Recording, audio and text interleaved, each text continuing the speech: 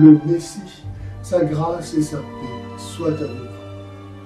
Je vais montrer dans cette vidéo comment le Coran reprend la haine du judaïsme talmudique pour Jésus. Jésus, en hébreu, se dit Yahshua et signifie « le Seigneur sauve ». Et parce que le judaïsme ne veut pas de Jésus sauveur, le Talmud retire la dernière lettre de ce nom béni au-dessus de tout nom pour en faire un nom nouveau, Yeshua, qui voit sa référence au salut ainsi effacée. Il devient alors une insulte, assimilant le nom de Jésus à celui d'Ésaü, Ishaou, figure de l'imbécile par excellence, capable de vendre son droit d'aînesse pour un plat de lentilles et mériter de ce fait la colère divine. D'ailleurs, dans le Talmud, les chrétiens sont eux-mêmes appelés fils d'Ésaü. Ainsi s'explique que dans le Coran, le nom arabe de Jésus, Yassou, soit lui aussi changé en un nom nouveau, Issa, inconnu de la littérature arabe des 8 premiers siècles, qui l'assimile à celui d'Ésaü, qui se dit en arabe Isso, Isso, Issa. Au mépris connoté par ce nom s'ajoute le fait qu'en arabe, une bête de somme est dite Al-Aïs. Mais surtout, les 3 lettres de ce mot de Issa, en hébreu, constituent les initiales d'une formule de malédiction, Ima, Shmo, Vezikro, qui signifie que son nom et sa mémoire soient effacés. Si le Coran a donc suivi le Talmud dans sa haine du nom de Jésus, il a cependant donné à Issa le titre de Messie. Pourquoi? Parce que d'une part, au 7e siècle, Jésus était déjà trop universellement reconnu comme étant le Messie, jusque dans l'expression si courante Jésus-Christ, qui signifie précisément Jésus est le Messie. Et d'autre part, parce que rien n'a été pensé de plus efficace pour détruire la foi en Jésus-Christ que de la vider de son sens, en supprimant les conditions mêmes de la messianité de Jésus.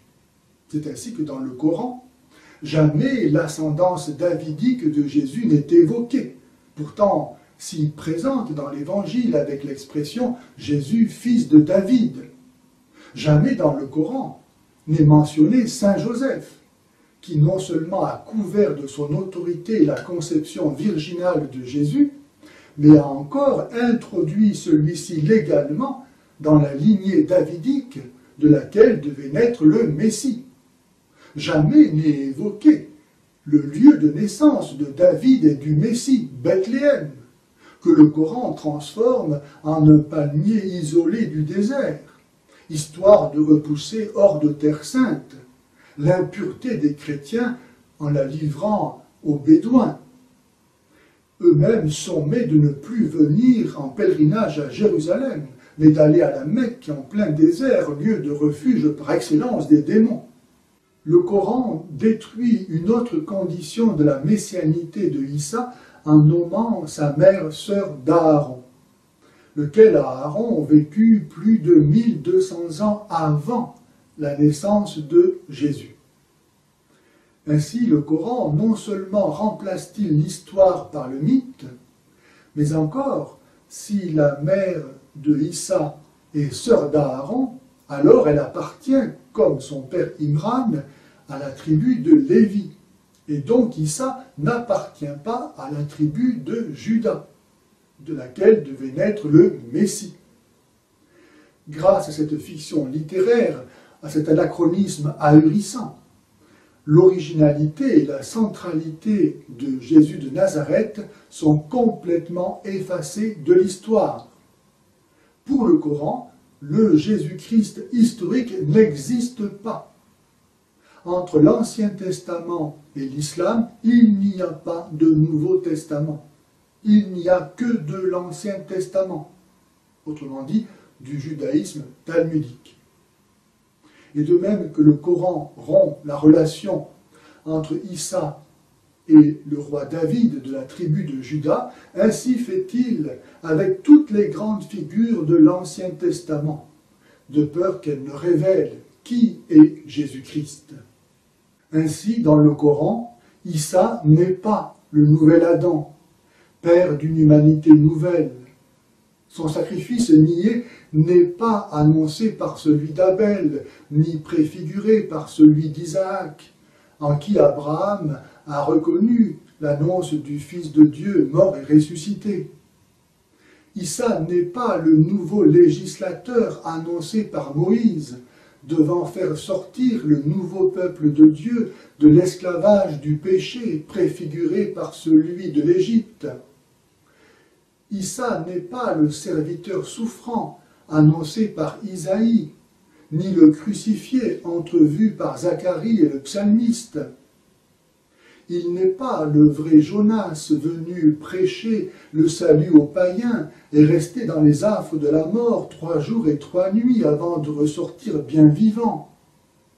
Il n'est pas l'époux chanté par Isaïe et Salomon. Saint Jean-Baptiste n'est pas son précurseur. Aucun des écrits des prophètes n'est dans le Coran, de peur que n'apparaisse l'annonce de la nouvelle et éternelle alliance scellée dans le sang du Christ. Par contre, est largement rappelée l'alliance mosaïque avec les fils d'Israël. Mais pour rendre méconnaissable Jésus, ce n'est pas seulement le lien de Issa avec les personnages de l'Ancien Testament qui est gommé, mais aussi avec ses contemporains. Ainsi, le Joseph du Coran n'est pas le père adoptif de Jésus, mais le fils du patriarche Jacob, qui devient Jacques, le cousin de Jésus. Pour nier leur existence, les contemporains de Jésus sont noyés dans l'Ancien Testament, de sorte que 7 siècles après Jésus-Christ, il n'y a toujours que Moïse. Pour le Coran, Jésus, sa mère, les apôtres, l'Église, les sacrements n'ont pratiquement jamais existé.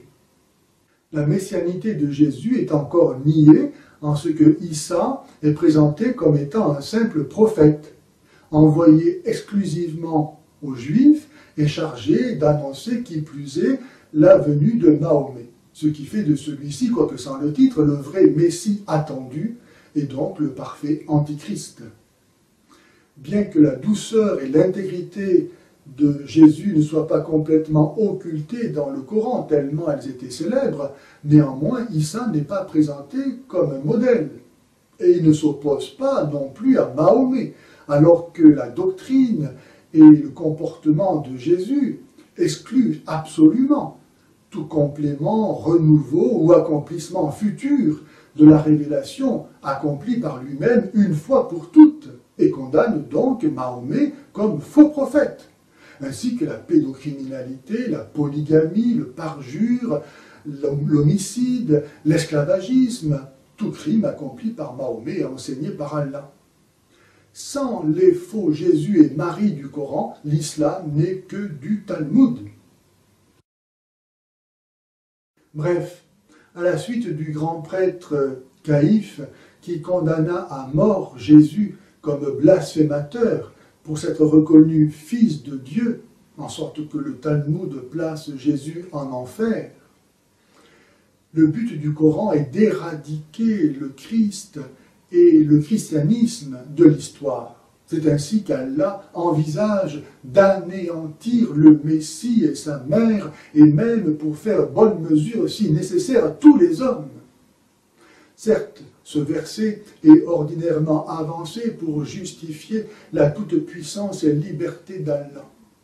Mais cette justification ne peut cacher que cette haine pour l'humanité, et a fortiori pour le Messie et sa mère, est directement contraire à la nature du vrai Dieu, qui lui est bon et créateur, miséricordieux et juste.